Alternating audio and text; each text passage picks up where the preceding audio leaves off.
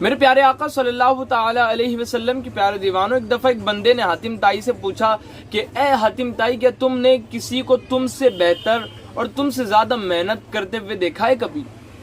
حاتم طائی نے کہا ہاں دیکھا ہے۔ کہا کون تھا وہ شخص؟ کہا کہ ایک دفعہ میں نے 40 اونٹوں کو ذبح کیا اور تمام گاؤں والوں کی دعوت کی۔ گاؤں والے دعوت کھا رہے تھے، این اسی وقت پر مجھے کچھ کام پڑا اور میں جنگل چلا گیا۔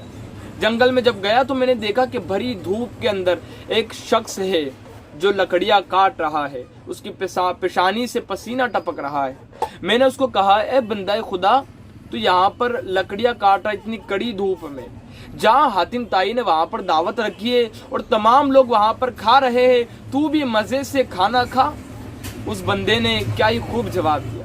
اس بندے نے کہا کہ جس شخص کو اپنے ہاتھوں کی کمائی کماتے آ گئی اور جس شخص کو محنت کرتے آتی ہے، اس کو حاتم طائی کے احسان کی کوئی ضرورت نہیں۔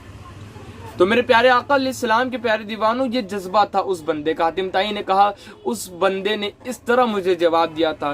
حضور صلی اللہ علیہ وسلم کا بھی فرمان عالی شان ہے۔ حضور علیہ الصلوۃ والتسلیم فرماتے ہیں کہ وہ کمائی سب سے بہترین کمائی ہے جس کمائی کو محنت سے اپنے ہاتھوں سے کمائی گئی ہو۔ تو میرے پیارے آقا علیہ السلام کے پیارے دیوانوں، محنت کرنا سیکھے، محنت کر کے کمائے اور محنت کا کھائے، انشاءاللہ پوری زندگی سکون میں گزریں گی۔